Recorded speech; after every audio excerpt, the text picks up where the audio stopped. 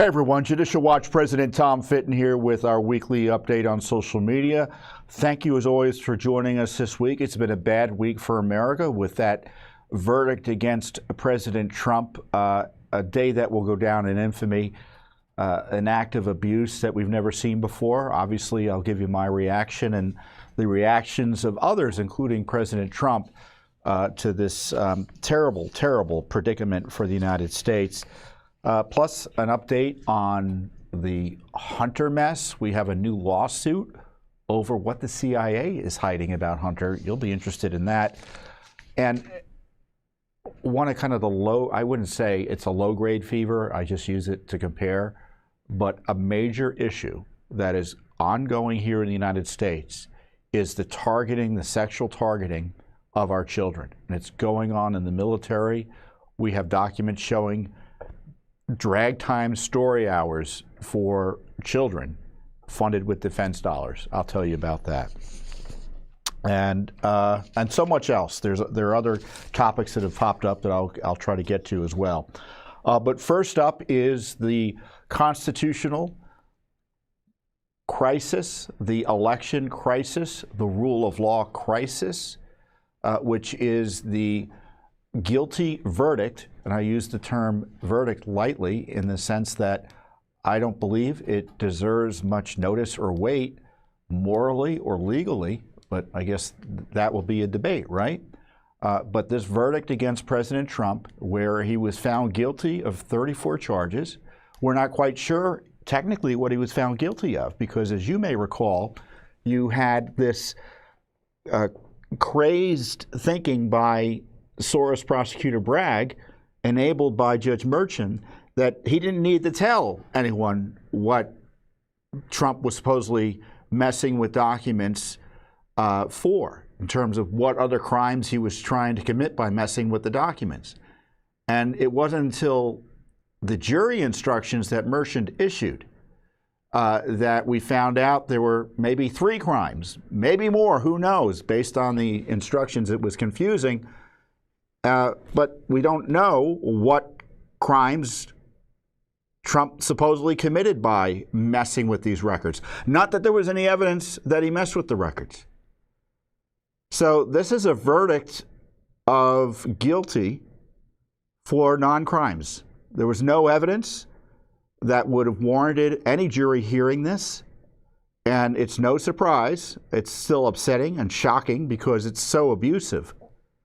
That this railroad, the railroading of Trump, resulted in this terrible development of him being found guilty on 34 felonies over a dispute about a $130,000 cash payment or cash payments he reimbursed his lawyer for in handling a straightforward non-disclosure agreement. Just incredible. And here is my reaction to the verdict as it was coming down in my office. Well, this is terrible. Trump's been found guilty, at least on some charges.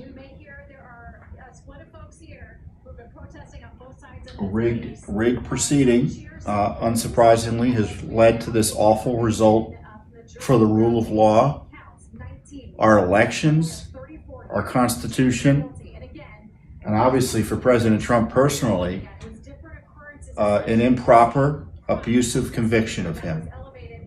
It doesn't get any worse than this in terms of a miscarriage of justice, certainly for someone as notable as President Trump has been. #1 candidate for president, basically railroaded by a Biden donor judge and a Democratic Party politician, Alvin Bragg. Just a terrible day for America.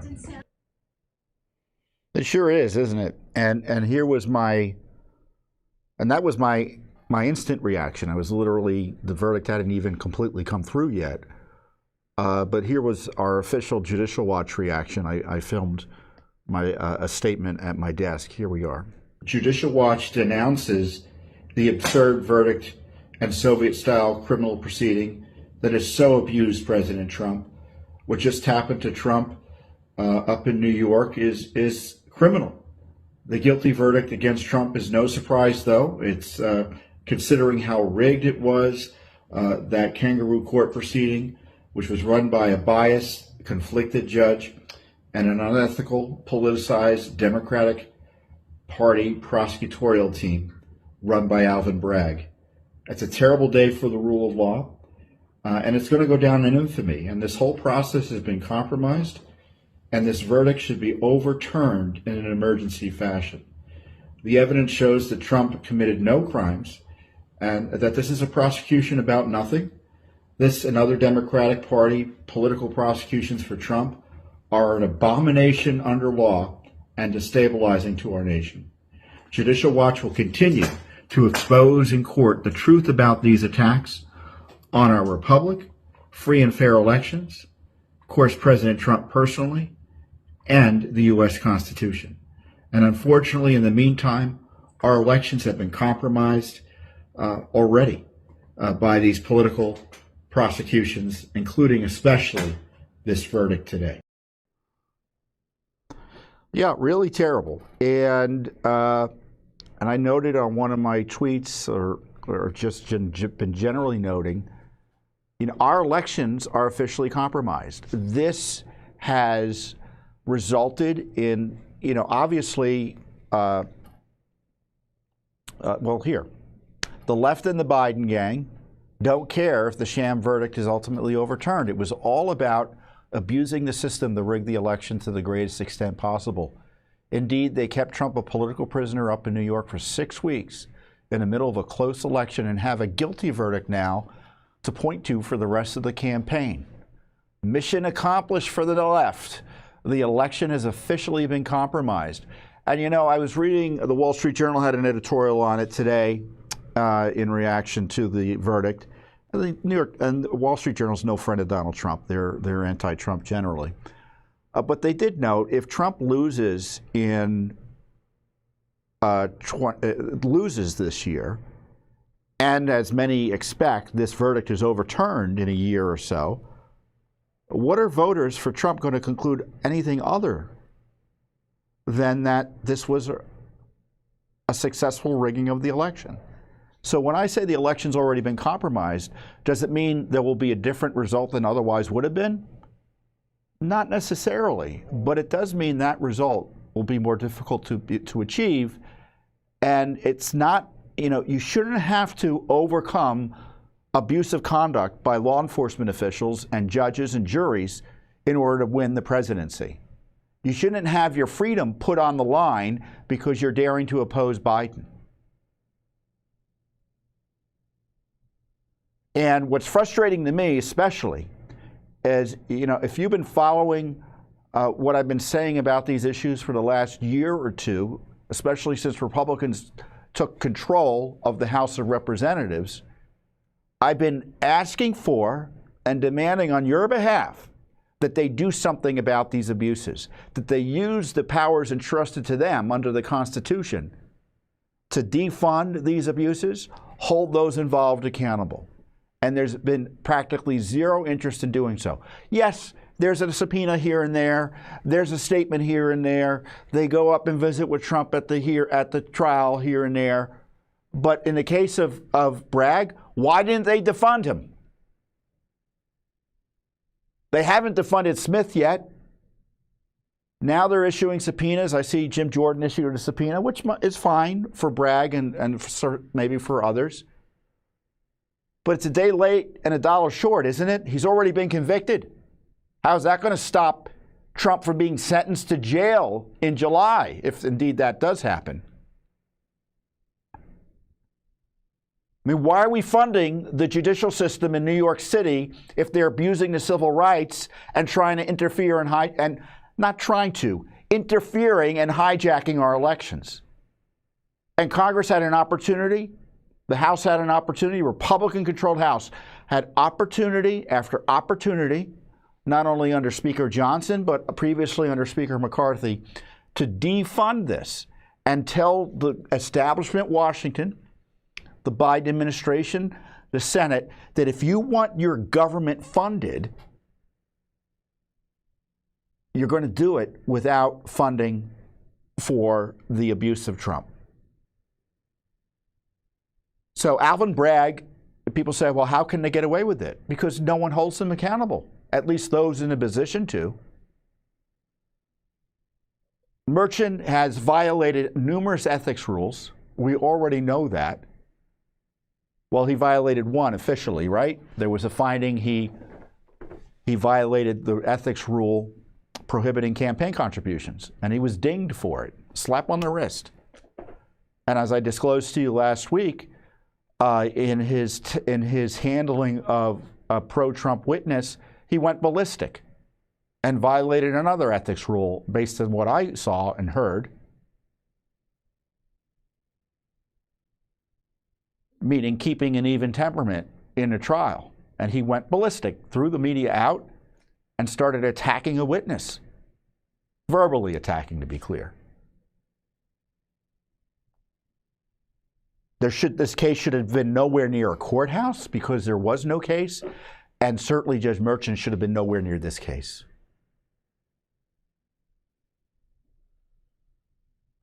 And it was rigged in 6 ways to Sunday. There was no good faith basis to pursue the charges initially. They have been overtaken by the statute of limitations. And the only reason they supposedly got past the statute of limitations issues is by pretending these were felonies by saying they were in commission of another crime. There were no other crimes that were committed. And there was no evidence that a crime was committed initially as it relates to falsifying business records. President Trump, or people for him, delineated legal expenses as legal expenses. But even once they elevated it to so-called felonies to avoid a statute of limitations, they still had a statute of limitations problem. You know how they got around that? With this extension of statute of limitations due to COVID. There's nothing normal about this case. It's, I keep on saying, an abomination unto law.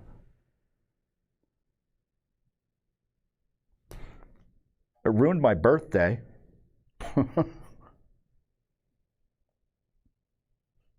My birthday was May 30th. It turned 56. Well, that's from a previous birthday, but I always post that picture. I can't believe I'm 56. Not to veer too much off topic, it's not so much I can't believe I'm 56. I'm sure as you get older, everyone understands what I mean. It's like, oh no, I'm almost 60. And I'm sure when I'm 63, I'm going to be like, oh no, I'm almost 65. Well, anyway, as I said in my update yesterday, I did a special live feed reaction yesterday. We should pray for President Trump. He's obviously upset about it. He's right to be upset about it. And Biden did it, as far as I'm concerned. Biden did it. He's responsible. Top officials for Joe Biden, a top official in his Justice Department, moved over to help Bragg. Here it is. Biden did it. I'm overstating the point to make a point. The great Miranda Devine wrote, there he is, Matthew Colangelo, and that's the official I was talking about, the former DNC political consultant, but who left his job as third-ranking official. He was appointed acting in Biden's DOJ in December 2022 to take a lesser job in Manhattan DA Alvin Bragg's office as a senior counsel in a criminal case against Trump. By the way, there's anarchy in New York City, and they are spending untold resources trying to get Trump on these penny ante made-up charges. And the jury failed. I mean, everyone says, well, we have to respect the jury verdict. No, we don't. If the verdict is at odds with common sense and evidence and law, why we can't respect it. We have to overturn it. This verdict needs to be overturned on an emergency basis. Now, does that mean it will be overturned on an emergency basis? I don't know. But that would be the approach I would take. That this vandalization of Trump's record needs to be erased as soon as possible.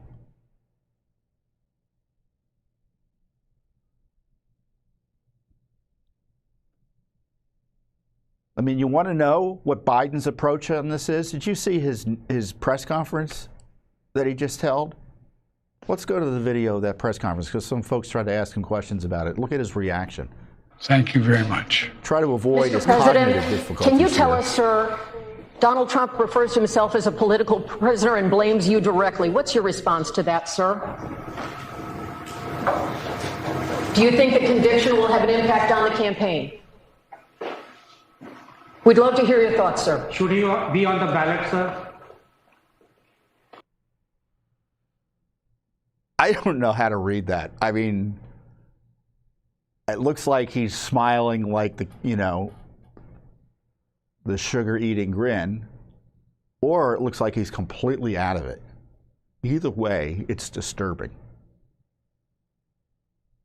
But the Biden campaign had people outside the courthouse as the jury was about to deliberate, I recall. Remember Robert De Niro? And I know a lot of folks were making fun of the Robert De Niro press conference. And it's like, he's out there saying what he wants to say on behalf of the Biden campaign, demanding that Trump be found guilty, or saying that Trump's guilty. But that approach that De Niro had, where he kind of, was playing to his character that people are used to seeing in the movies, it was no more sophisticated than what the judge and the prosecutors were doing to Trump. It was rigged in ways that, when you look at the way that the closing arguments were handled, the way the judge constrained the testimony that was helpful to Trump, while it being expansive and allowing testimony that wasn't necessarily unhelpful to Trump, but had nothing to do with the trial and the issue at hand, but was just designed to inflame the jury and smear them.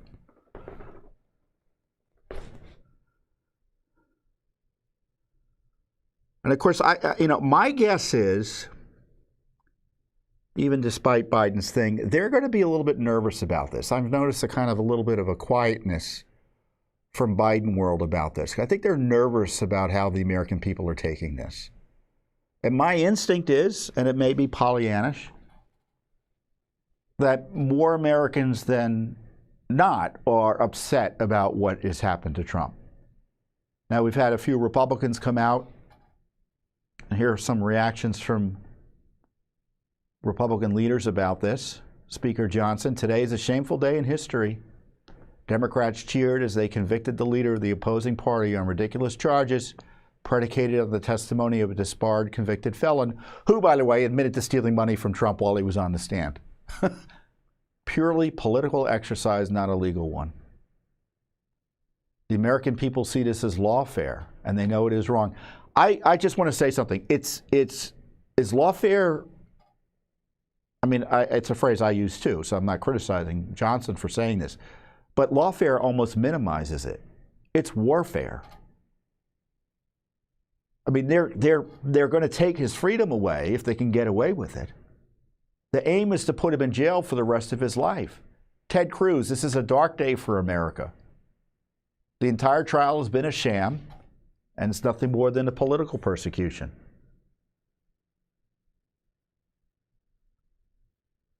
Robert Kennedy Jr., an opponent of President Trump. The Democratic Party's strategy is to beat President Trump in the courtroom rather than the ballot box. I got to get a little closer to see this one. This will backfire in November. And even worse, it is profoundly undemocratic. Elon Musk. Indeed, great damage was done today to the public's faith in the American legal system.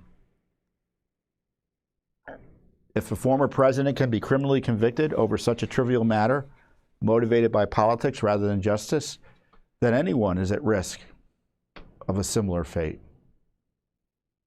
Ron DeSantis had a good statement. In America, he concludes, the rule of law should be applied in a dispassionate, even-handed manner and not become captive to the political agenda of some kangaroo court. Now, the left isn't, as I noted earlier, they're not going to be embarrassed about this. This is part of, in my view, a scheme to help ensure Biden retains power. And they're able to expand power in Congress. So this is just election interference 101, these trials and these anti-Trump prosecutions. And they're not going to be embarrassed. I mean, what are they going to worry about?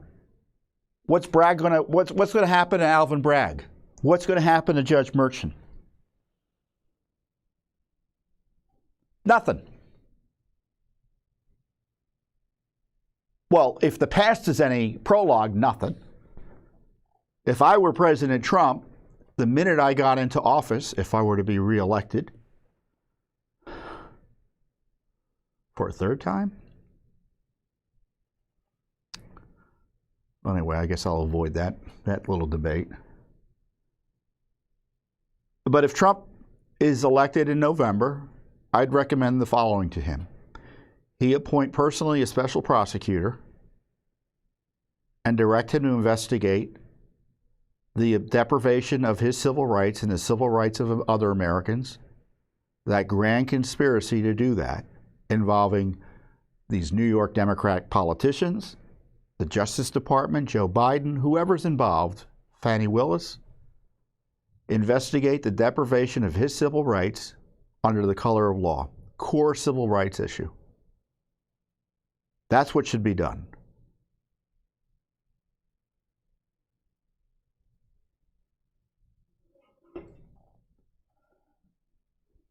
You know, and Trump understands what's happening to him. Sometimes, you know, the danger is, you know, sometimes politicians get abused and they don't even know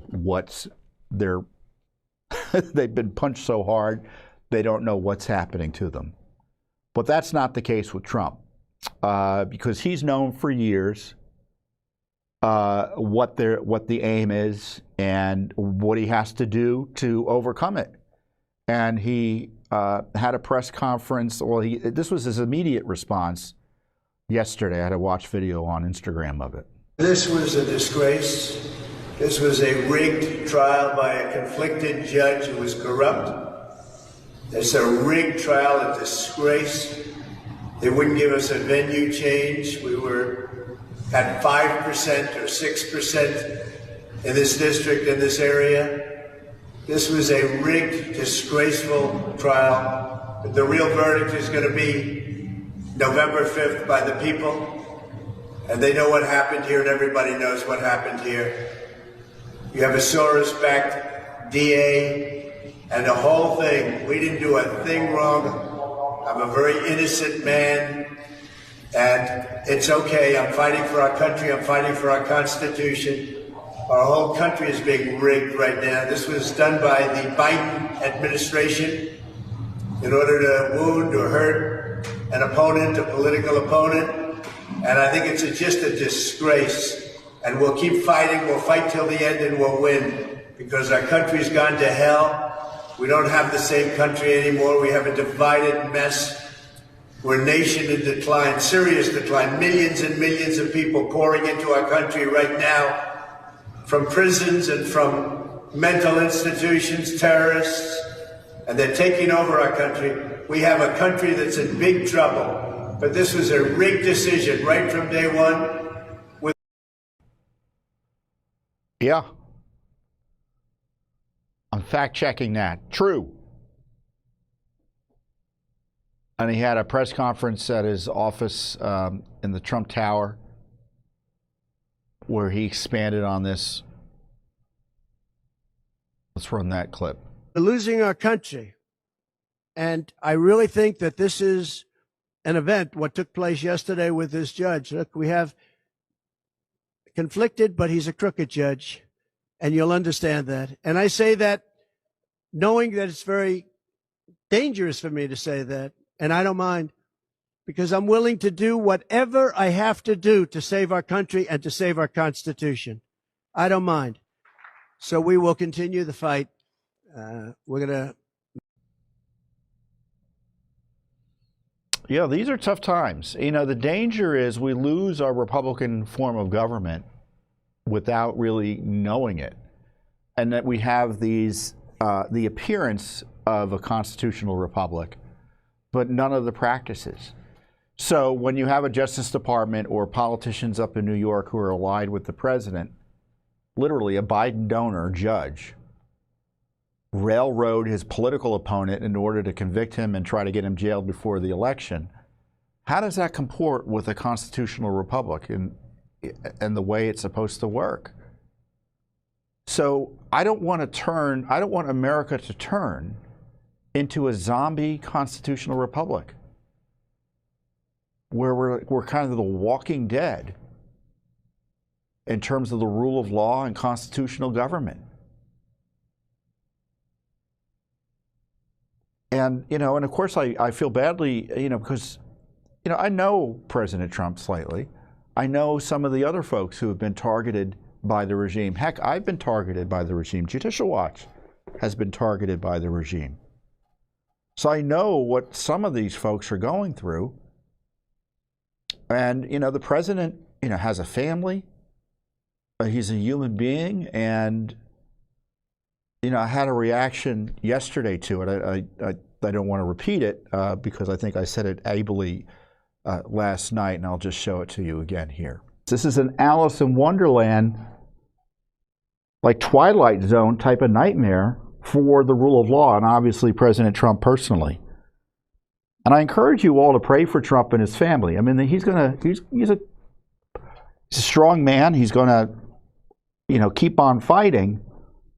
But no one wants to be found guilty of a crime, and it's a real abuse of him. So he needs the support of the American people. I don't say this because of politics. I say this because he's a crime victim, in my view, a crime victim. So what's next? Well, he will be sentenced next month or in July. I think all bets are off as to what will happen. I mean, everyone's presuming in the ordinary course he wouldn't be sentenced to jail. Well, I'm hoping he's able to file some type of appeal that even puts that sentencing off, but I don't know. I don't know enough about New York law, and nor have I seen commentators from lawyers who supposedly do know that they know what's going to happen. So it's kind of unclear what's going to happen next. My instinct is that the debate about how this, that he won't be jailed, but I think there's a significant possibility he will be, given Merchan's bias and extreme anti-Trump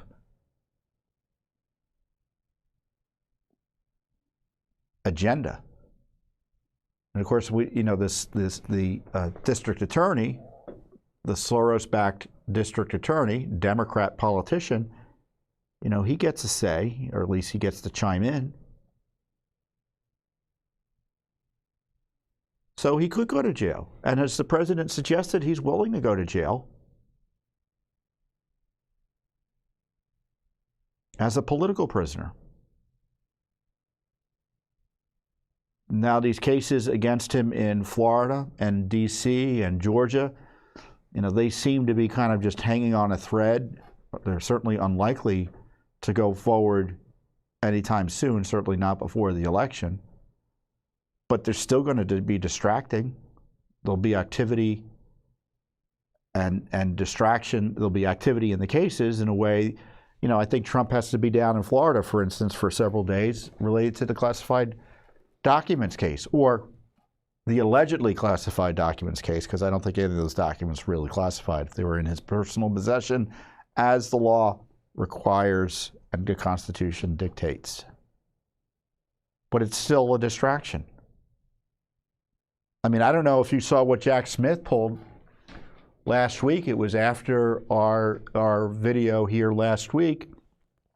He filed some crazed demand with Judge Cannon down in Florida, telling Cannon to gag Trump from criticizing the FBI's raid and the Biden regime's raid of his home.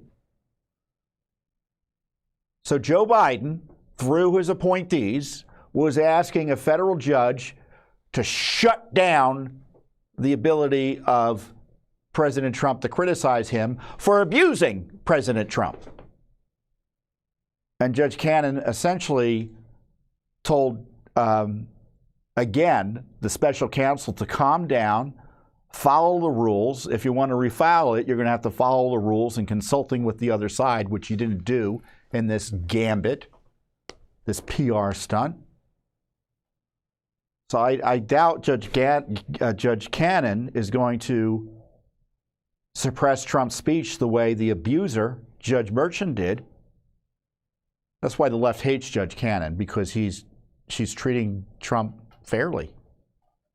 Do I agree with all of her rulings? No. But she's trying to call balls and strikes in an honest, umpire-like way, and that's not what the left wants. So that's why she's targeted by the left.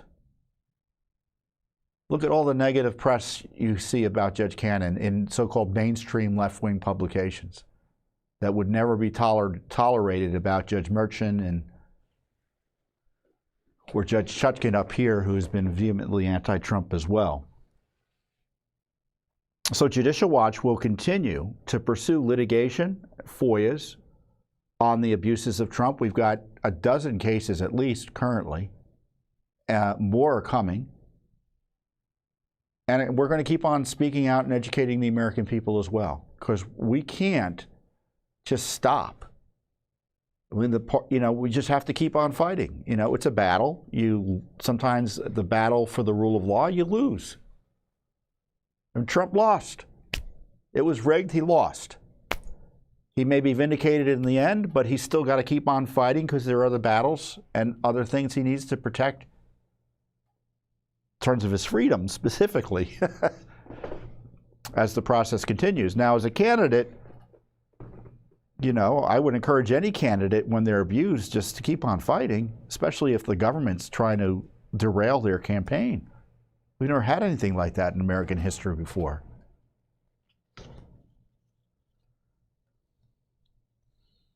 And as I noted last week, the left is very nervous about the Supreme Court issuing more rulings that might benefit Trump or vindicate the rule of law in other ways they object to. And so, once again, in preparation for undermining the Supreme Court's decisions that they are unlikely to support, they've been attacking the justices and attacking the Supreme Court, because ultimately they want to destroy the Supreme Court, at least destroy the Supreme Court and change it into something that is anti-constitutional and would undermine the constitutional structure of our government. And they've been harassing Justice Alito and his wife, Martha, is it Martha Ann, I think, over flags,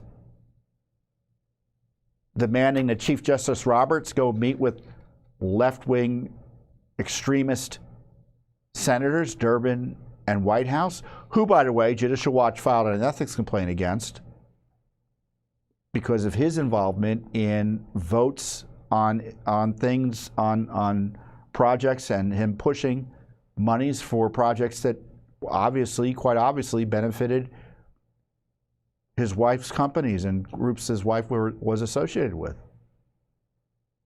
And he's lecturing Justice Alito on ethics? And so, of course, the media is very sympathetic, right? They hate Justice Alito. They hate Justice Thomas. They especially hate Justice Thomas because he's black. They've been attacking him and my friend Ginny Thomas, his wife. But Justice Alito, to my great excitement, wrote back a scathing but polite and professional letter to his abusers, Durham and Sheldon Whitehouse. And I want to go through the letter with you because it's important. You just hear recusal for these conservative justices, and you rarely hear what the reality is as it relates to recusals at the Supreme Court. And Justice Alito ably goes through this in the letter. So this is very educational, and I think it's worth taking the time. This letter he wrote on May 28th. This is a response to your letter of May 23rd to the Chief Justice requesting that he take steps to ensure that I recuse in Trump versus the United States and any other cases related to the 2020 presidential election or the January 6th attack on the Capitol. As the court has pointed out, individual justices rather than the court decide recusal issues, and that's been the case for 235 years, by the way. I'm therefore responding directly to your letter. In it, you claim that the 2 incidents involving the flying of flags creating an appearance of impropriety that requires my recusal. The applicable provision of our code of conduct states as follows. And by the way, a code of conduct that they follow voluntarily, since the Supreme Court is the Supreme Court of the land.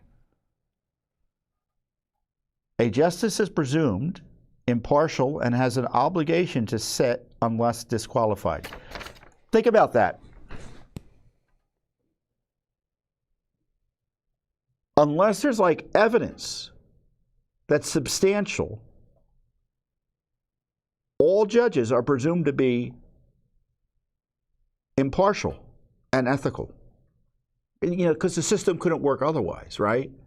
So, for instance, with Judge Merchan, just because he's likely a Democrat, it doesn't mean he's incapable of sitting on a case. The question about recusal for Judge Merchan arose because the standards for recusal were met because of his daughter's financial interest in the outcome of the proceeding and the demonstrated seeming bias he had in making illicit, unethical campaign contributions to Joe Biden in a race against Trump.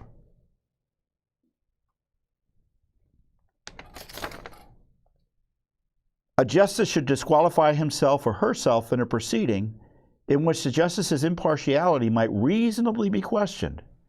And this is not any Joe Schmo on the street saying, I don't like Justice Alito because he was appointed by a Republican, and therefore anything that he says or does in his private capacity, it should generate his recusal because it shows he's a Republican. And that's no more sophisticated than what the Democrats and the left are saying now. But the reasonable person standard isn't what you might think it is, and here is what the rule says. That is, where an unbiased, and reasonable person who is aware of all relevant circumstances would doubt that the justice could fairly discharge his or her duties.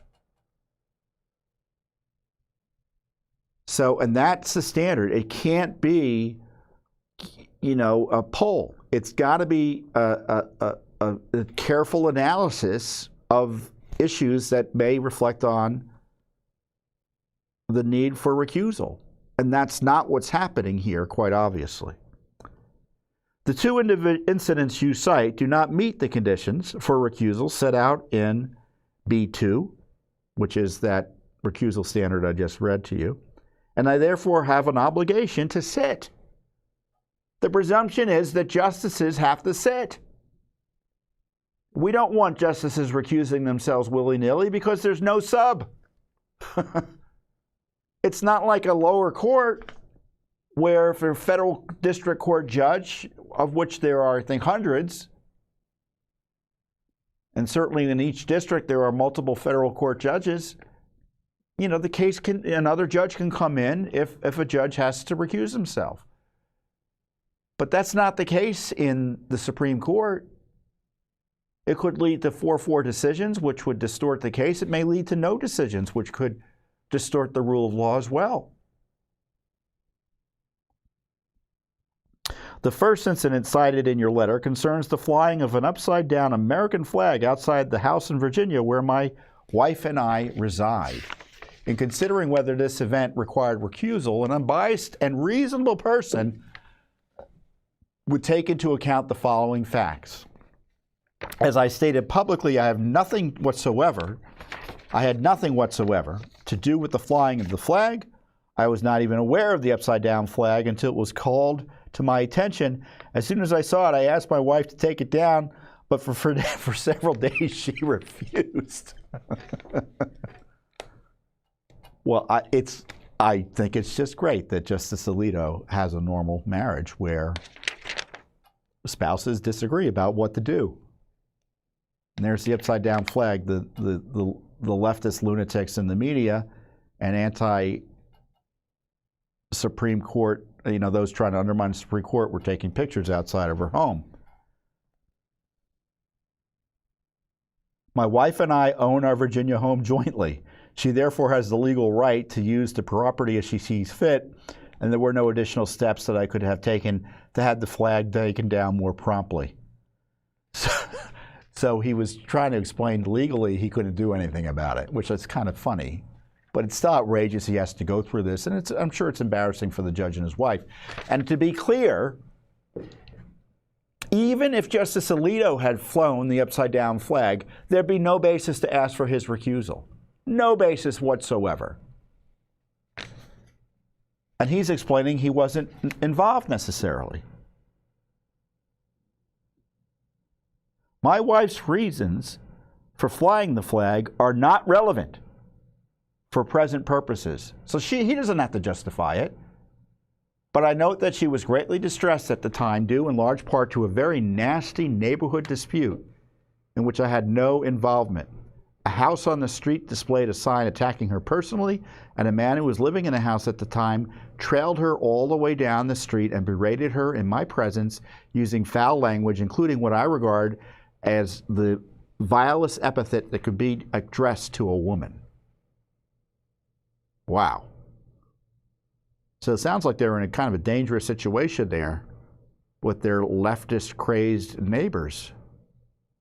My wife is a private citizen and she possesses the same First Amendment rights as every other American.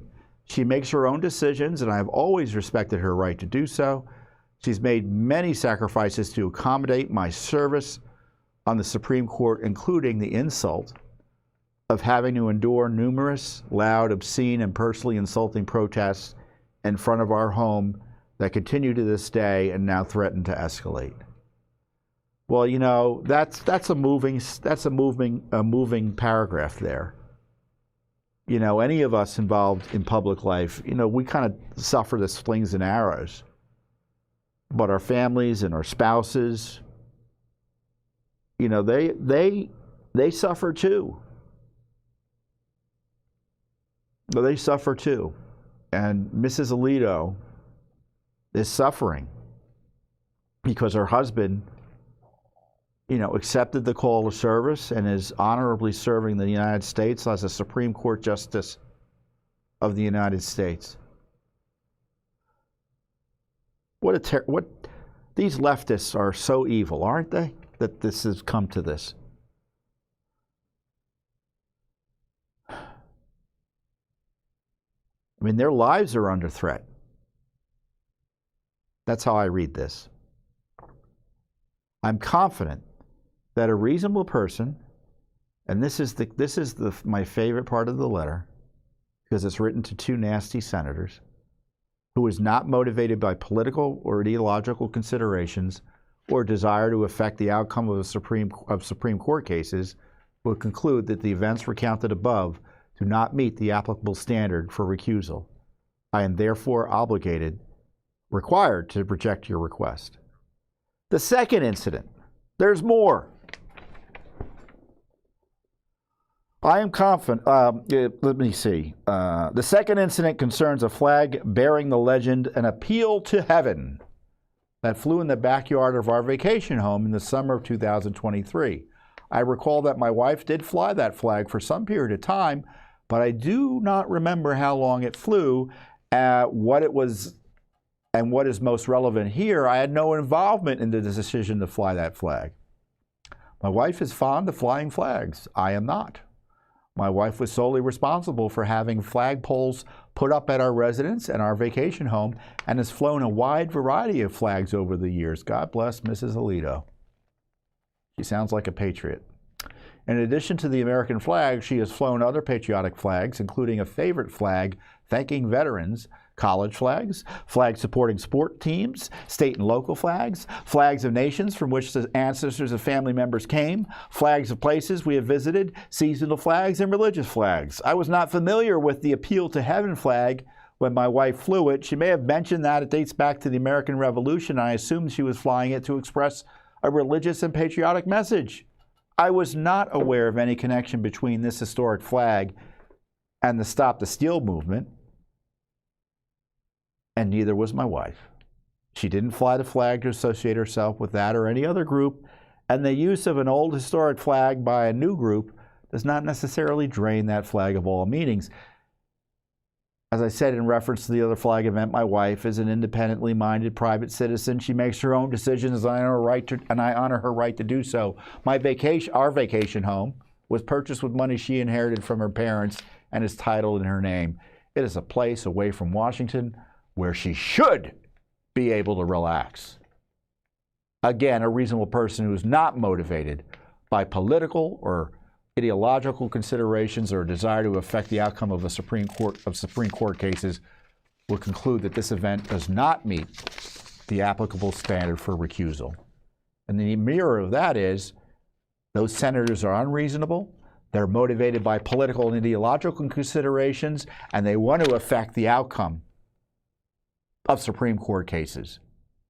And he concludes once again, there's the flag. Again, they went to their home and took pictures, or these pictures previously were taken and they were then published by the nasty media. Nasty is my word of the day. The left is just plain nasty these days. So I thought that was important to share. I thought that letter was pretty darn interesting. I'm glad I took the time to read it. And Chief Justice Roberts isn't playing any games either, because the goon senators trying to intimidate the Supreme Court were demanding that Roberts come in and meet with him about this fake scandal that they've concocted. I mean, listen, let me be clear. They want a justice of the United States of the Supreme Court to step down from historic cases or the consideration of historic cases because some flags were flown at this home. I mean, that's an argument only Judge Merchant and that jury up in New York would buy. So Chief Justice Roberts wrote as well. In regard to questions concerning any justice's participation in pending cases, the members of the Supreme Court recently reaffirmed the practice we have followed for 235 years, pursuant to which individual justices decide recusal issues. And then he cites the code. Go, Chief Justice Roberts. You won't hear me say that too much, right? He's generally a conservative justice. I don't agree with all of his decisions, obviously. But this is to those senators, isn't it? By the way, we've been doing this for 235 years.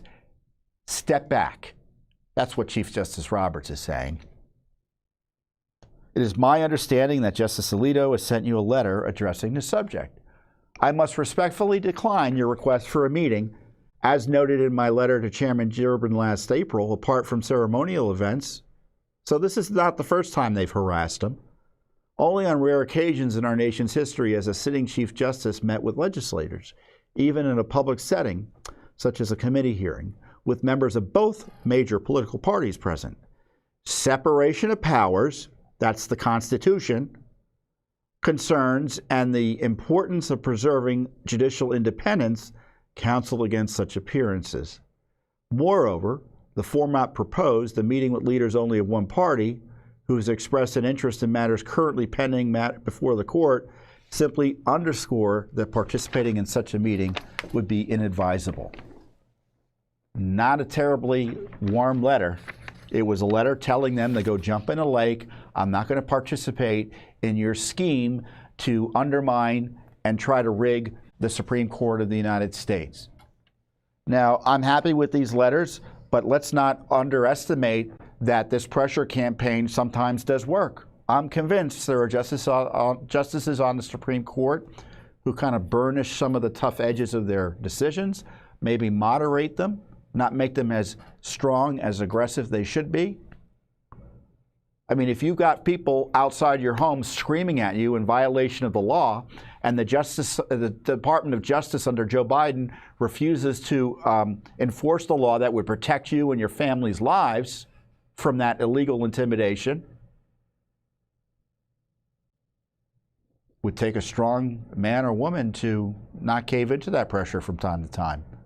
Or maybe think in the back of their mind, well, maybe I won't go here. I won't go as far as I otherwise would. Maybe that will call the dogs. Maybe the dogs will be less likely to bark at me or bite me.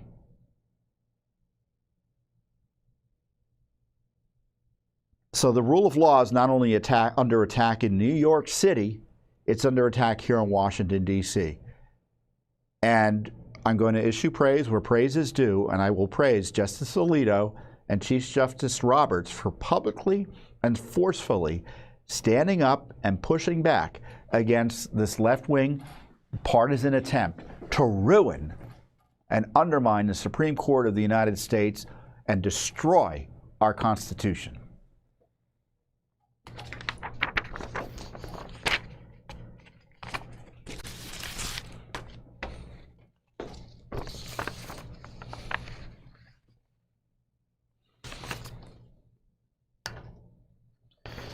So,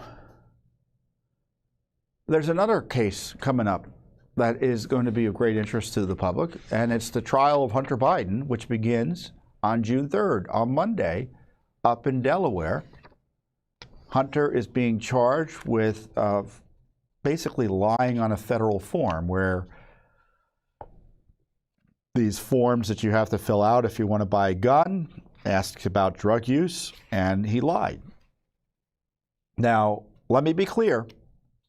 One of the reasons that he's being prosecuted is because of Judicial Watch.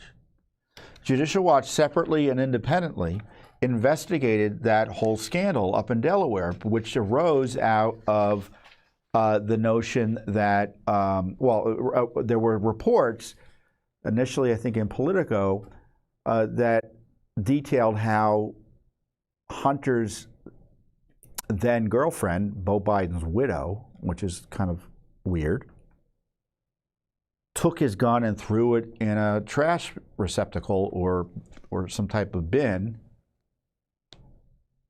And the news was, even though Hunter, I don't think, was being protected by the Secret Service at the time, was that the Secret Service got involved. So Judicial Watch got into it, sued, obtained records showing not only was the Secret Service involved, but the FBI was likely involved as well. So what was exposed was looked to be maybe either a cover-up and or a criminal investigation into the Hunter Biden gun scandal. And as best I can tell, one thing led to another, and now he's facing charges. Isn't that the story? Now, he should be facing other charges. Joe should be facing charges. I know there are tax charges that have been minimized and boulderized to keep Joe out of it. Well, people say, well, what if Judicial Watch, what results do you get? Well, first of all, we often get the documents, so that's the results. And sometimes it leads to things like this.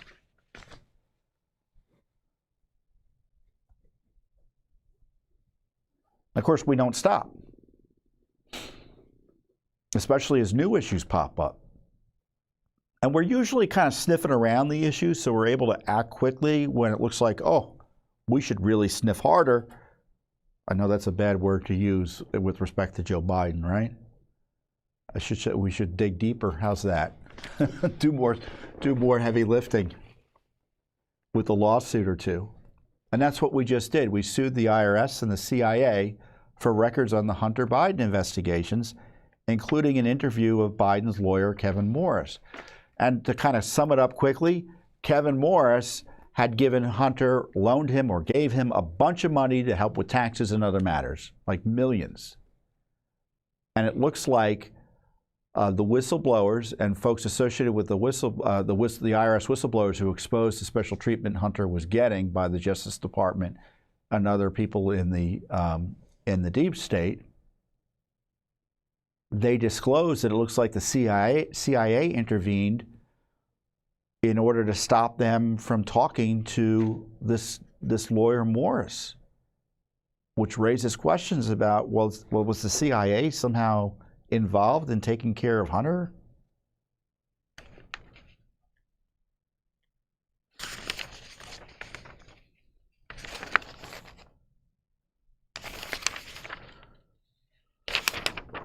Los Angeles-based Morris, Kevin is his first name, is reportedly a friend of Hunter, who allegedly loaned the president's son millions of dollars.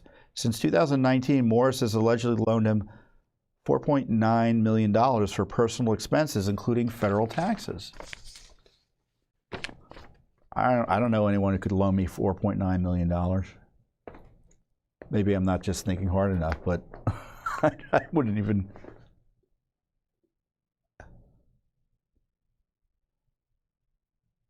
So it sounds a little sketchy, kind of just the number suggests that there's something going on that may be odd, right? Especially given Hunter's other business practices. So we had to sue here in D.C. after the CIA failed to respond to 2 FOIA requests. All documents and communications referring or relating to the Department of Justice or IRS investigation of Robert Hunter Biden. All documents and communications referring or relating to Attorney Patrick Kevin Morris, including but not limited to requests or efforts to interview Mr. Morris concerning Robert Hunter Biden. And then there was another request, all records or communications, including emails and text messages. Sometimes you got to tell them what you really want. Yeah, they'll sometimes say that, the FBI pretends text messages, by the way, typically are not subject to FOIA. So it's not a joke. Between officials of the CIA and officials of the U.S. Justice Department regarding Hunter Biden and or his lawyer, Kevin Morris.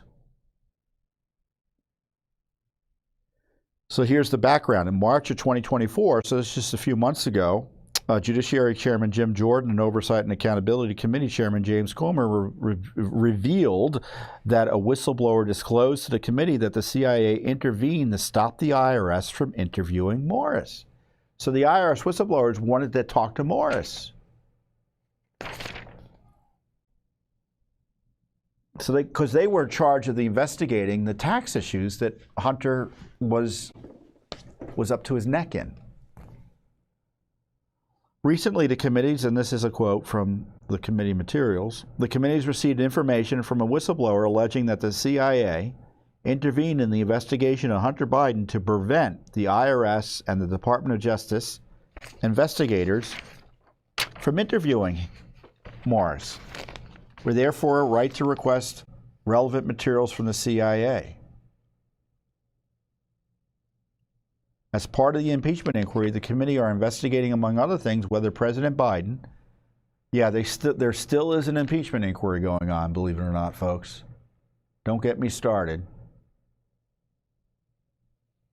because that's not going anywhere, as you can tell.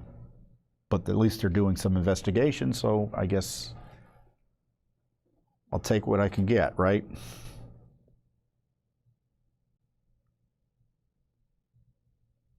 As part of the impeachment inquiry, the committees are investigating, among other things, whether President Biden abused his power as president to impede, obstruct, or otherwise hinder investigations or the prosecutions of Hunter Biden.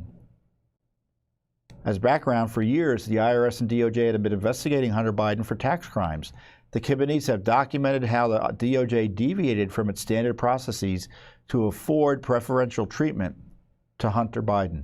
The committees learned about the deviations in the spring of 2023 after 2 brave whistleblowers testified to Congress that DOJ officials deviated, quote, from the normal process that had provided preferential treatment, in this case to Hunter Biden. Among other deviations, DOJ officials restricted what investigative steps the investigators could pursue, tipped off Hunter Biden's attorneys about investigative steps, and even prevented investigators from conducting witness interviews. And of course, they protected directly Joe. The whistleblower's testimony about the preferential treatment provided to Hunter Biden has been corroborated by testimony from other witnesses. And as I say in our press release about our federal lawsuit, it is more than interesting that the CIA is stonewalling Judicial Watch's Hunter Biden-related request. How many documents could the CIA have about Hunter Biden? or his lawyer. What's going on there? Now, Congress is probably asking for the same records. But as I said, we often get records before Congress can. But in case of CIA records, Congress may be able to get them before we can.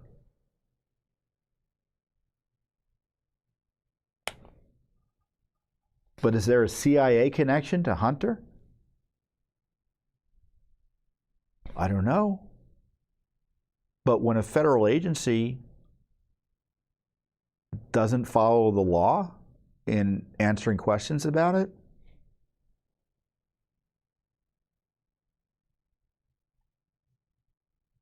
doesn't that raise questions?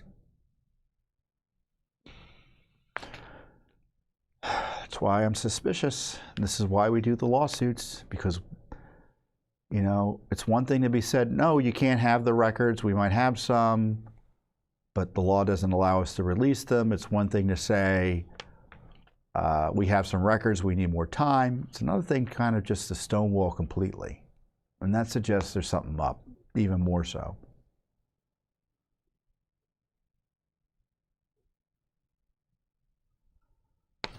So,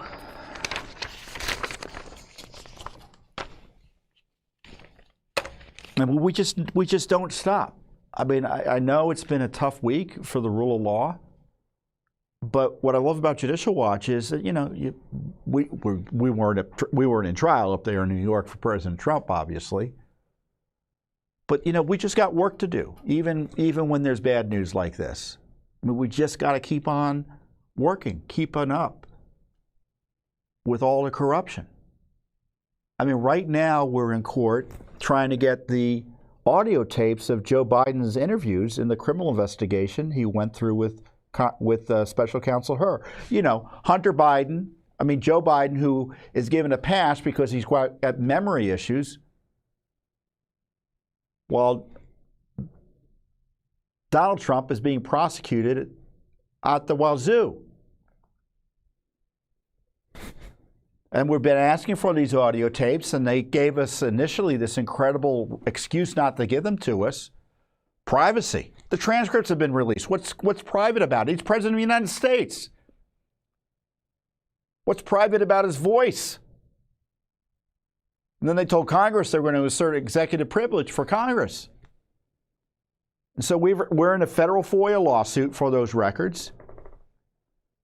And now they owe us a response. I recorded a video on the way home yesterday describing what we're waiting for. Hey, it was a tough day for the rule of law today, but Judicial Watch never stops.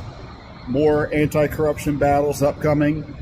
For example, we're now waiting for Joe Biden's Justice Department to explain to a federal court, the filing is due on Friday, May 31st, why it is they are hiding the audio tapes of his criminal interviews with Special Counsel Hur. They're asserting privacy. Are they going to play the executive privilege game under FOIA? We'll find out. But we're going to keep on fighting for the rule of law despite this assault on the rule of law we saw up in New York City. So we're going to get that court filing presumably tonight. It may have come in while I'm talking. They have till midnight. The government, it's on a Friday, and it's probably something they don't want coming out. So it will probably be filed late. But it shows you that, even if you lose, the heavy lifting can never stop. The rule of law, we must be vigilant day in and day out. The U.S. Constitution must be protected day in, day out. The government must be held accountable day in and day out. Because even with all these checks in place, we can see that things can get out of control. In many ways, they are out of control. So I don't know. I should say, so we're going to get that filing, and our response is due in a few weeks. So it will be fully litigated by the end of July. Now, Congress is looking for the tapes, too. Remember, they held Garland, no, they haven't held Garland in contempt. The committee did, but the full House hasn't voted on it. right? Why? I'm reminded, as I'm getting outraged in real time here because it just occurred to me, and I don't think I'm wrong. I might be. I'm willing to be corrected. The House hasn't voted on the Garland contempt motion yet. What is happening over there? Now they'll tell us, and to be fair, they've only got a few votes to spare. 1 vote, 2 votes. But you're never going to get a majority if you don't push for the vote. I mean, you got to show the leadership. You got to get the political muscle out there in terms of voters getting active, letting people what they letting representatives what they know, letting representatives know what they care about. We need leadership against this corruption.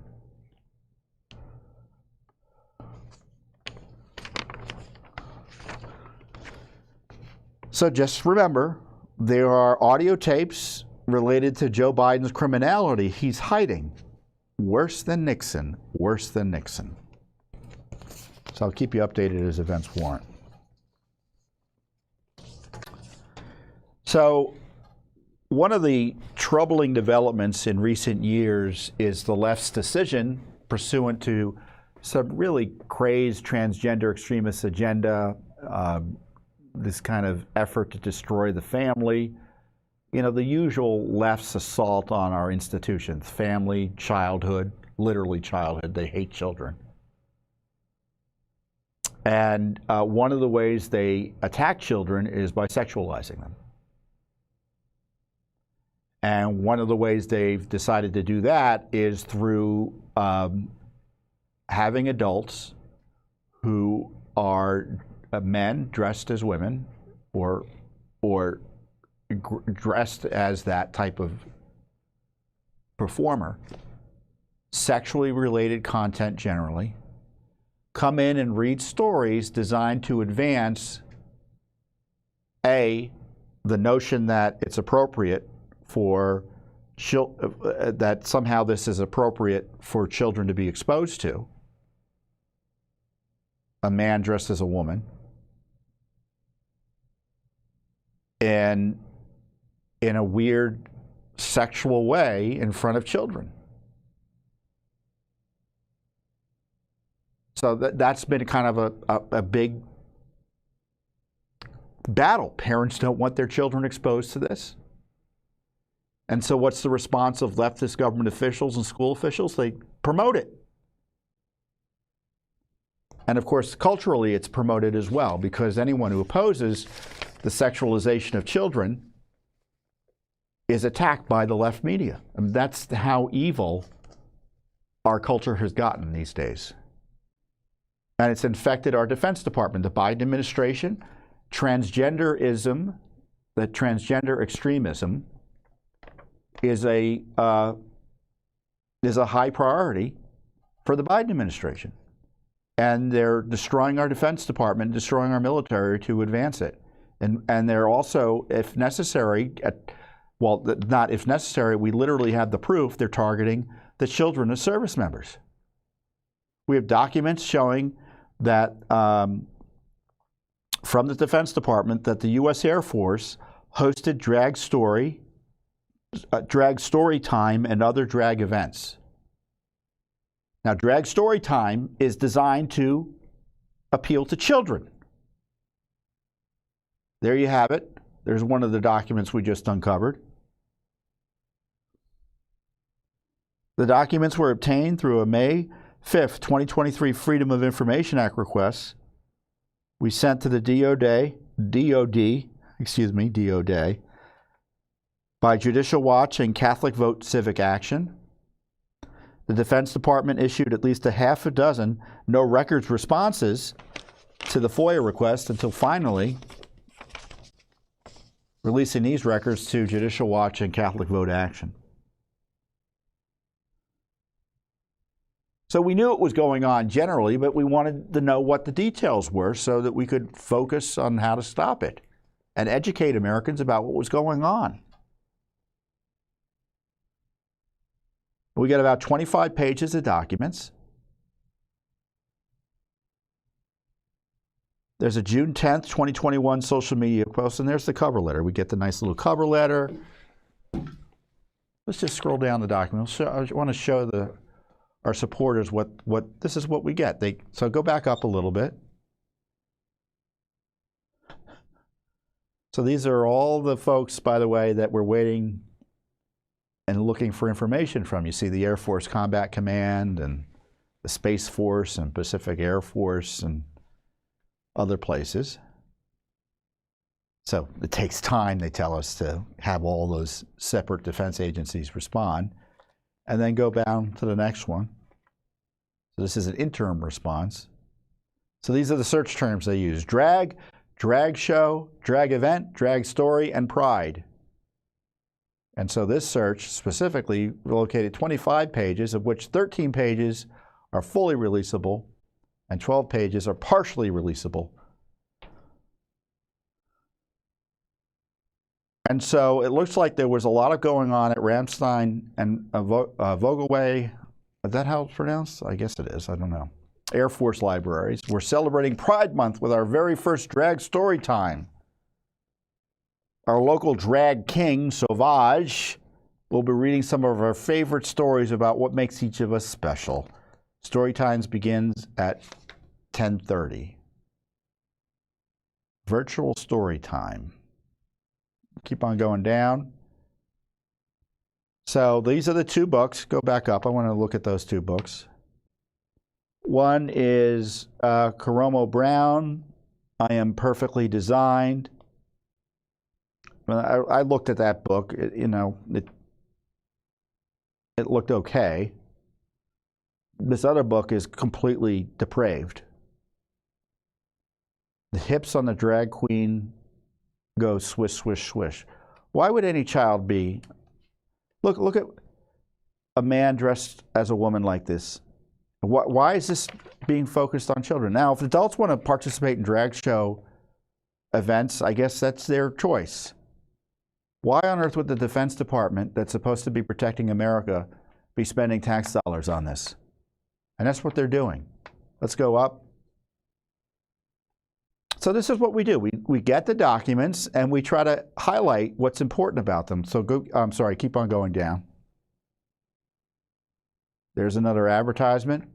There they've got the propaganda flag.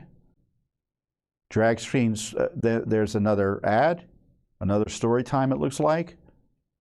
And then they got Club Drag, 18 plus. 18 plus, drag karaoke. Special guest from Monarchy of Royalty. Does that look like it's appropriate? 18 plus. Adults only? So is this like some sort of sex event?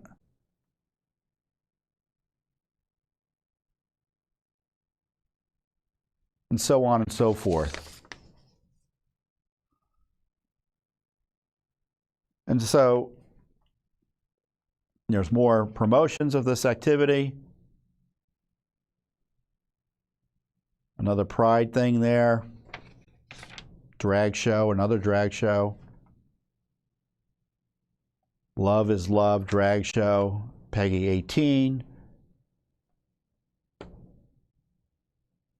Well, why is this going on with our troops?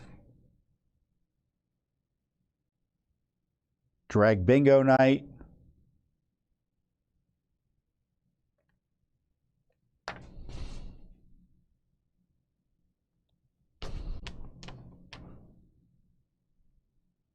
Now we have emails where they're back and forth organizing everything. It's just awful. And then at the end there's an invoice. Let's go down to the invoice. The last page, I think it is. It's not. You got to put it back up on the screen. There it is. Go back up a little. You'll see the invoices from Miss Lexi Andrews, drag queen, and you know, he's a good businessman. He's got his invoice to the 423rd Force Support Squadron in the UK. The invoice for services provided, $400. Looks like she had 2 performances, or he had 2 performances. So this is what your tax dollars are being used for, folks, and Judicial Watch exposed it with our friends at Catholic Vote. As I wrote in our press release, let me sit down here so you can see me. Ugh. See, getting in and out of the chair feels like I'm 56 sometimes, you know. How on earth is it appropriate to spend our limited defense dollars on promoting these sexually themed events for children and adults rather than advancing our military's mission? Which, by the way, is to identify and kill the enemy. Let's be blunt. As we see in these troubling Air Force records, our nation's military is being ruined by woke ideology.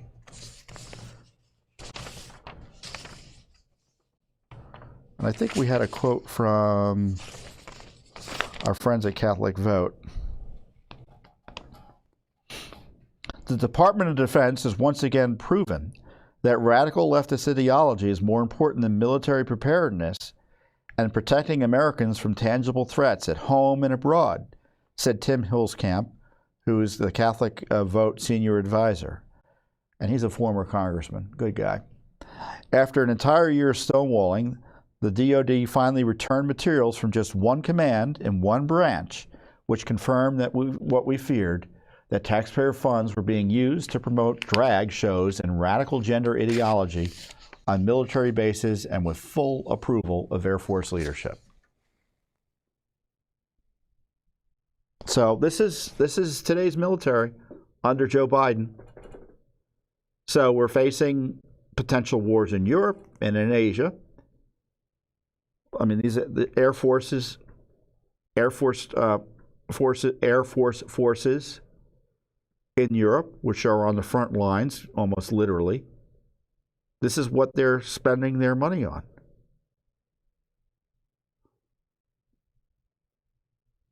With, by the way, the support of Congress. Congress knows generally this is going on, and they could have, again, put in restrictions on this activity, but they failed to do so, the House Republicans.